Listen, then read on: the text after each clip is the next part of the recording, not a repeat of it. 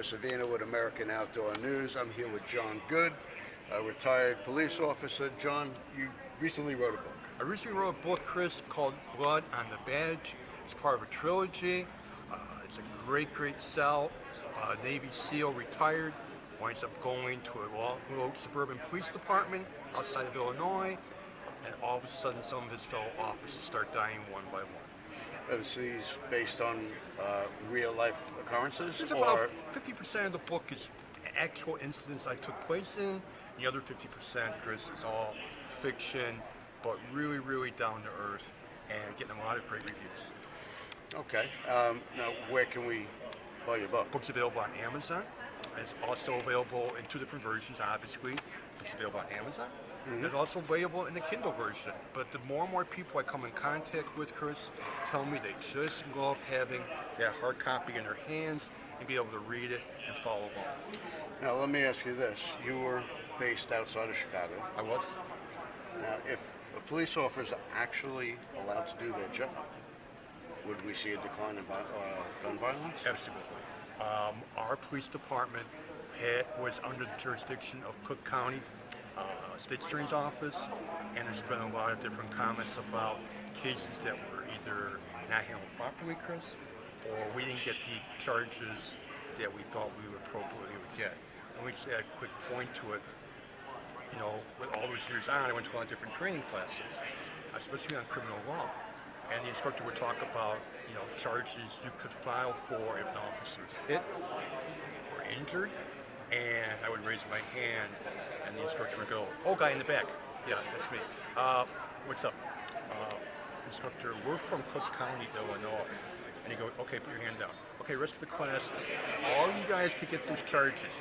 These guys from Cook County, Illinois, they're never going to get those charges. Unless they're shot, hurt badly, then they make an aggravated felony or a battery charge or something like that." Now, I know,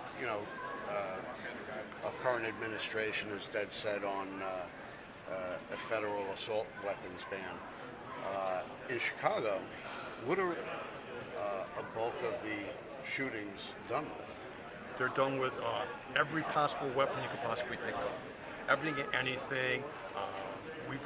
What we understand is that alcohol, tobacco, and firearms is taking this matter so seriously that they're actually coming in because they're going to try and start charging people with federal crimes for these guns that they're fixing and adjusting, that they can make them rapid-fire weapons automatically, turn them into automatic weapons with extended magazines, and it's just not a very safe situation for, obviously, not only the people who live in the Chicagoland area and the suburbs, but also, obviously, for the police officers, men and women, who have to patrol and protect those people. Now, if we took out of our national statistics, shooting statistics, if we took Chicago out of that equation, how much does that drop? Drastically. And we're seeing, like I said, carjackings involving weapons where, and now it's just not a safe environment. And now we're starting to see an influx of the crimes from Chicago starting to filter out to the suburbs because they've just about tapped every area in Chicago that they need to tap. It's like the well is run dry, for no expression, Chris.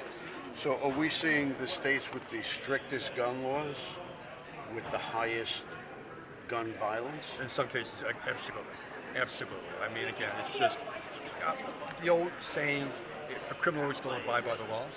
They don't abide by any kind of rules or regulations. If they want to get a gun, they'll get a gun. As a sidebar, I was teaching since 1990 to 2022 at 3 different community colleges, and each school, during the course, I would ask the students, if you need to get a gun, and don't be cute with this, if you needed to get a weapon, could you get one?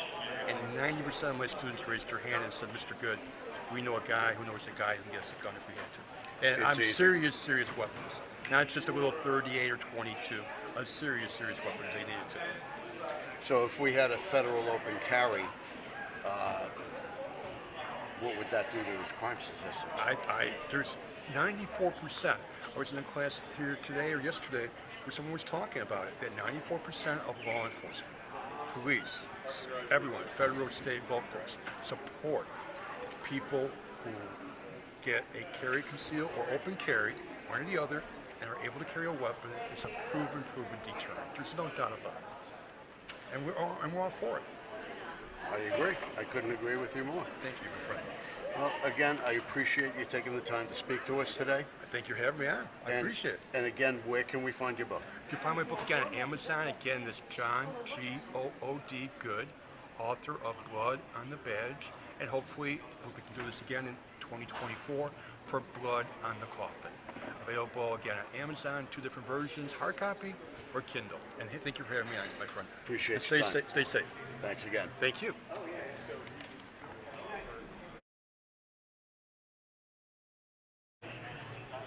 Evening, John Good, former law enforcement officer, Glenview, Illinois Police Department, 37 years of service, proud author of Blood on the Badge, and soon to be out in 2024, Blood on the Coffin, number 2 in my trilogy of books coming out.